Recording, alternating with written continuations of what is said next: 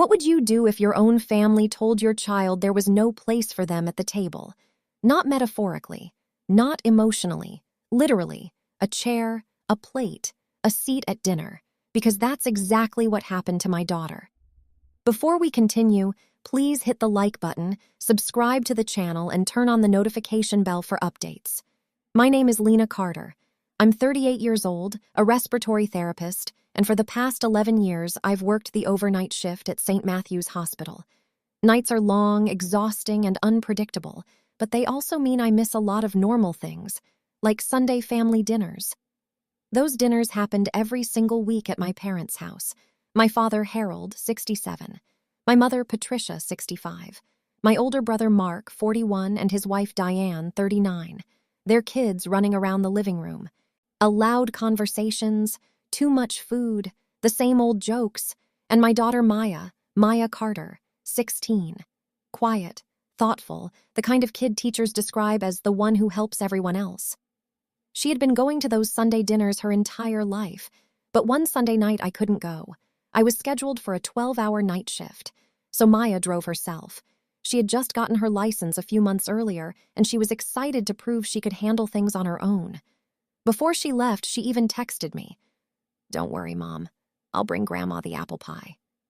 Everything about it felt normal, routine, safe, but something happened at that dinner table that night. Something that made my daughter drive home alone, sit in an empty house, and eat cereal for dinner while the rest of our family ate together. And when I got home the next morning and asked what happened, Maya looked at me and said a sentence I will never forget. "Grandma said there wasn't a place for me at the table." I didn't call my parents. I didn't argue. I didn't yell. Instead, I mailed something.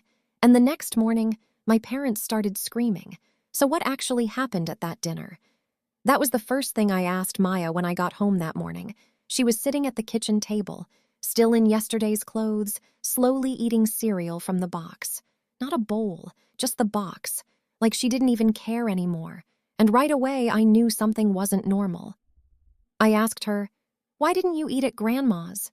She hesitated. That hesitation told me everything. Maya isn't dramatic. She's not the type of teenager who exaggerates stories or starts conflict. If anything, she avoids it. So when she finally started explaining what happened, every detail sounded painfully careful. She said she arrived around 6:20 p.m., same as always.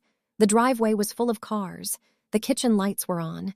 She could smell roast chicken through the front door. Everything looked like a normal Sunday dinner. She walked inside carrying the apple pie. My mom, Patricia, was in the kitchen setting dishes on the table. At first, Maya said, Grandma looked surprised to see her. Not happy surprised, more like caught off guard. Maya tried to keep things normal. She set the pie on the counter and said hello to everyone. Her cousins were in the living room playing video games. My brother Mark was already sitting at the table scrolling on his phone. Diane was pouring drinks. But Maya noticed something strange. The table was already fully set. Plates, glasses, forks, every seat filled. Except there wasn't a place for her. No empty chair, no extra plate. So she asked the obvious question. "Where should I sit?" That's when the room got quiet. The kind of quiet that makes your stomach drop before you even know why. My mom sighed. Not loudly, just enough for everyone to hear. Then she said something that made the entire situation instantly uncomfortable. "We only set the table for people who live here or were invited." Maya thought maybe she misunderstood, because she had been coming to these dinners since she was a toddler. So she just stood there for a second, waiting for someone to laugh and say it was a joke, but nobody did. My brother Mark didn't look up from his phone. Diane suddenly got very busy rearranging the napkins. Even my dad stayed quiet. Then my mom said something even worse. "Maybe it's better if you head home tonight." No explanation, no argument, just dismissal. And Maya, being Maya, didn't make a scene. She smiled politely, said goodbye, picked up her car keys, and walked out of the house, alone. But right before she closed the front door, she heard something behind her. Something small, something that didn't sound like it was meant for her to hear. My brother Mark muttered under his breath, "Well, That solves that problem. And when Maya told me that part of the story, I realized this wasn't about dinner at all. Something else was going on. And the more I thought about it, the more one very uncomfortable memory started coming back to me. But what I realized next would explain everything. And it made what I mailed the next morning make a lot more sense. Why would a family suddenly exclude their own granddaughter from a dinner she had attended her entire life? That question sat in my head the entire night while I worked my hospital shift. Have you ever had one of those moments where something small keeps replaying in your mind? A sentence, a look, a tone. For me, it was what Maya overheard. Well, that solves that problem. What problem? I kept thinking about it while checking ventilators and patient charts at 3 a.m. And then I remembered something. 2 weeks earlier, during another Sunday dinner. It seemed like nothing at the time, but now it felt different. That night I had walked into the kitchen to grab a glass of water. My brother Mark was talking with our parents near the back counter. They stopped when they noticed me, but I had already heard a few words. Words about the house, my parents' house, the same one where all those family dinners happened. Mark had said something like, "It'll just be easier if everything stays in the immediate family." At the time, I assumed he meant maintenance, maybe who would eventually move in, normal conversations people have as parents get older. But now I realized something important. Mark had been talking about inheritance. When I got home that morning after my shift, I opened my laptop and searched through old documents.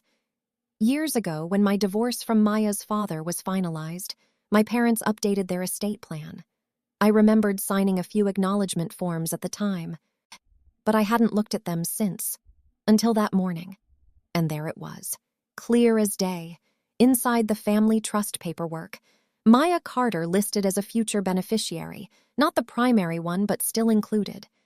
Meaning one day when my parents passed away, the house could potentially be shared between Mark's side of the family and Maya. Suddenly, everything started making uncomfortable sense. If Maya stayed close to the family, if she kept showing up every Sunday, if she remained emotionally tied to them, then she remained part of that future.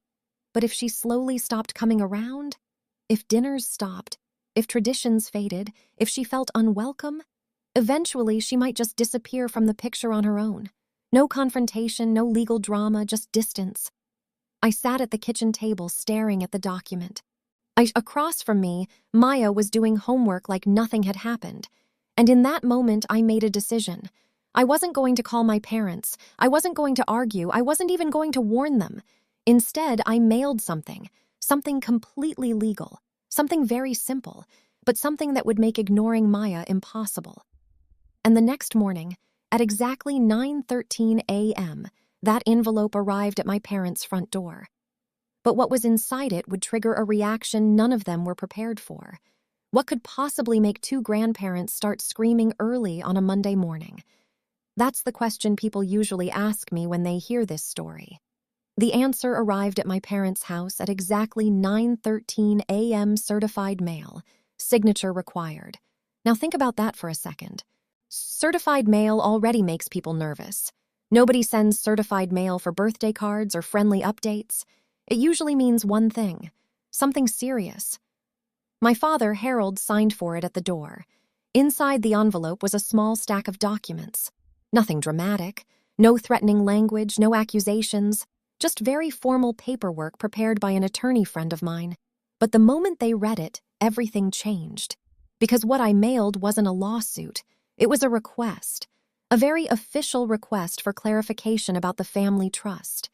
Here's the part my parents didn't expect me to understand.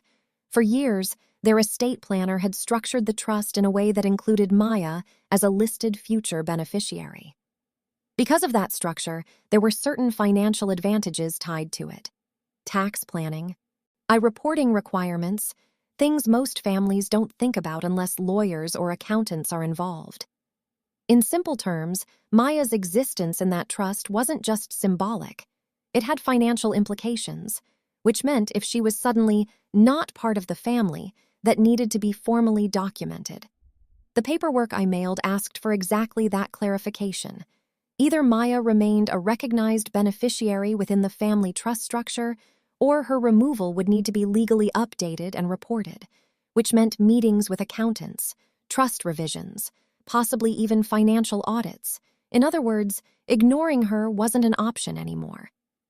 At 9:30 a.m., my phone started ringing. First my mother, then my father, then my brother Mark.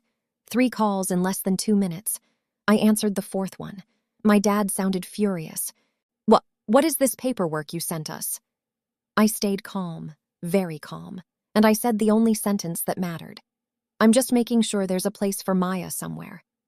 There was a long silence on the phone, then voices in the background, angry ones, papers shuffling, my brother arguing with someone, and finally my father said something I don't think he planned to admit out loud, something that revealed exactly why Maya had been pushed away from that dinner table in the first place. And once that truth came out, there was no pretending anymore. There was a long silence on the phone after I told my dad I was just making sure there was a place for Maya somewhere. You know those silences that feel heavier than shouting? This was one of them. I could hear voices behind him, my mom asking questions, my papers moving around the kitchen table, my brother Mark talking fast, like he was trying to control the situation. Then my father came back on the line, and he said something that finally confirmed everything. "This didn't need to get legal, Lena." Not, "This is a misunderstanding." Not, "We didn't mean it." Just, "This didn't need to get legal." That was the moment I knew. Because if this had truly been about dinner, about a mistake, about someone forgetting to set a chair, no one would be talking about lawyers. Eventually, the truth came out. Mark had been pushing them for months to simplify the inheritance plan. According to him, it would be cleaner if the house stayed entirely with his side of the family. Less division, less complication, and the easiest way to start that process? Distance. If Maya slowly stopped coming to dinners, if she stopped feeling connected to the family, if she drifted away on her own, then removing her from future plans would feel natural, quiet, unquestioned. But they didn't expect one thing. They didn't expect me to notice, and they definitely didn't expect paperwork to show up at their front door. Within 3 weeks, the trust was rewritten, everything documented clearly, Maya's place legally secured. Not because anyone apologized, not because anyone suddenly felt generous, but because once lawyers and financial records entered the conversation, things became very real very quickly.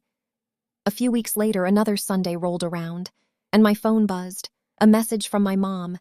"Dinner at 6 if you two want to come." But that night, Maya and I ate somewhere else, at home. Pizza on the couch, a movie playing in the background. No awkward silence, no missing chairs, just 2 people who actually wanted to be there. Because sometimes the smallest moment reveals everything. Not a fight, not a huge betrayal, just someone quietly telling your child there's no place